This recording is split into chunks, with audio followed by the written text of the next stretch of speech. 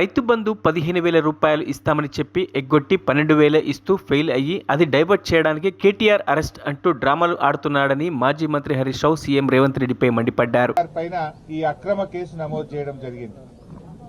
ముఖ్యంగా రైతు బంధు విషయంలో వానకాలం రైతు బంధు ఎగ్గొట్టి యాసంగి పంటకు కూడా చెప్పిన 15,000 కాకుండా కేవలం 6,000 రూపాయలు ఇస్తామని చెప్పి ప్రజల్లో తీవ్రమైన వ్యతిరేకతను ప్రభుత్వం ఎదుర్కొంటా ఉంది. ఏడాది పాలన తర్వాత అన్ని సర్వే రిపోర్టులలో కూడా ఈ ముఖ్యమంత్రి ఫెయిల్యూర్ సీఎం అని, ఈ ప్రభుత్వం ఫెయిల్ అయిందని చెప్పి ఈ రాష్ట్రంలో వచ్చిన అన్ని సర్వే రిపోర్టులు కూడా తెలియజేస్తా ఉన్నాయి.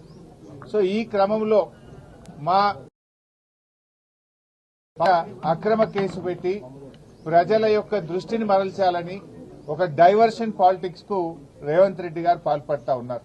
మరిన్ని అప్డేట్స్ కోసం మా ఛానల్ ని సబ్స్క్రైబ్ చేయండి.